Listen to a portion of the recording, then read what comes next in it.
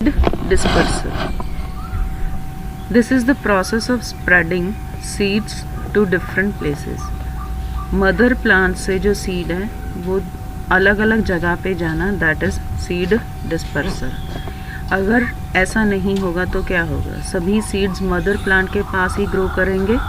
There will be competition for light, space, water and nutrients, जिसकी वजह से जो हेल्दी प्लांट्स नहीं ग्रो हो पाएंगे. So that is why seed dispersal is necessary. Seed का जो डिस्पर्सल है वो अलग अलग एजेंट्स के थ्रू होता है.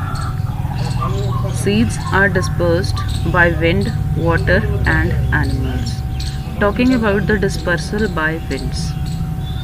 Wind, हवा से जो सीड एक जगह से दूसरी जगह जाते हैं. ऐसे जो सीड हैं they must be light and small और उनके ऊपर हेयर और विंग्स होने चाहिए ताकि वो एक जगह से दूसरी जगह आसानी से उड़ के जा सकें. So examples are cotton, dandelion and heptage. Dispersal by water. Coconut पानी के पास में ग्रो होता है in the coastal areas. Lotus it grows in water. So इनके जो सीड्स हैं those are dispersed by water. So इसके लिए जो लोटस है उसका जो सीड होता है दैट इज़ अ स्पंज. और coconut that is hard from outer side and is having hair. So फिर जब ये सीड्स पानी में गिरते हैं those are carried away with the water current to different places, far off places, और जब कहीं ये किनारे पे लग जाते हैं they grow into a new plant. Dispersal by animals. Animals के साथ कैसे डिस्पर्सल होता है? जब एनिमल्स या human beings they eat fruit हम खा लेते हैं और सीड्स को हम फेंक देते हैं.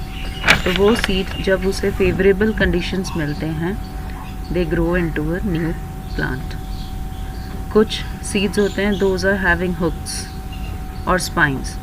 जब एनिमल्स इनके पास से गुजरते हैं या ह्यूमन बींग्स इनके पास से गुजरते हैं तो ये एनिमल्स की बॉडी के साथ या फिर ह्यूमन बींग्स के क्लोथ्स के साथ चिपक जाते हैं and those are carried away from one place to another. Birds या जब सीड्स खाते हैं तो उनके ड्रॉपिंग्स के साथ बॉडी में से सीड बाहर आ जाते हैं and they grow into a new plant after getting favourable conditions. Examples are mango, papaya, watermelon. Now talking about the crops. फसल क्या होती है? प्लांट्स जिन्हें हम खेतों में लगाते हैं फॉर द फूड या फिर दूसरे यूजफुल प्रोडक्ट्स लेने के लिए, या वो प्लांट्स जिनसे हमें कमाई हो, that is known as crops. Crops are of two types, kharif crops and rabi crops.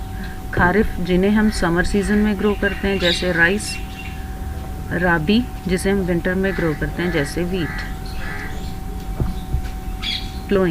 Ploughing is turning over the upper layer of soil.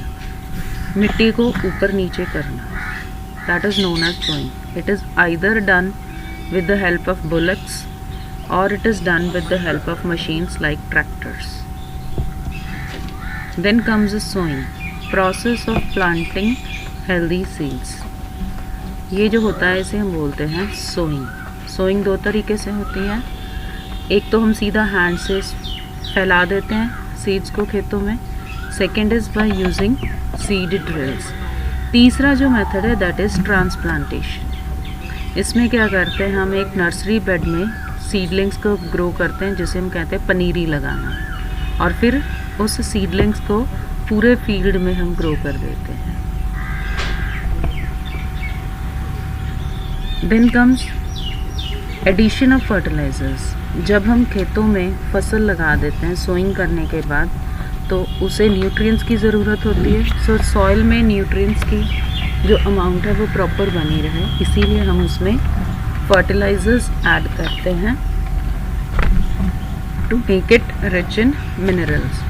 Fertilisers दो तरह के होते हैं. मैन्योर नेचुरल फर्टिलाइजर्स जिसे हम रूढ़ी खाद बोलते हैं.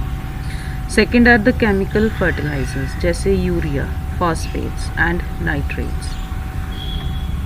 इरिगेशन, पानी देना, so watering the crops, that is known as irrigation. So irrigation is done at the right time. Crop protection, जब फसल को हमने पानी दे दिया, उसे हमने फर्टिलाइजर्स लगा दिए, तो we need to protect them. Protect किन से करना है? जो आवारा पशु घूम रहे हैं। so, उसके लिए हम खेतों के आसपास फेंस लगा देते हैं एंड कीड़े मकोड़ों से स्प्रे करते हैं। बचाने के लिए उन्हें we spray insecticides and pesticides.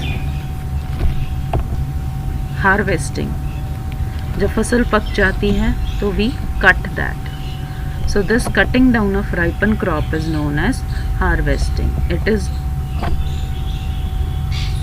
Then stored, जब फसल कट गई तो हम कटी हुई फसल को स्टोर करते हैं। जैसे जो ग्रेन्स हैं उन्हें हम स्टोर करते हैं इन द ग्रेनरीज, और जो फ्रूट्स एंड वेजिटेबल्स हैं, क्योंकि फ्रूट्स एंड वेजिटेबल्स जल्दी ख़राब हो जाते हैं, so they can not be stored for a long time at room temperature, so they are stored in cold storage.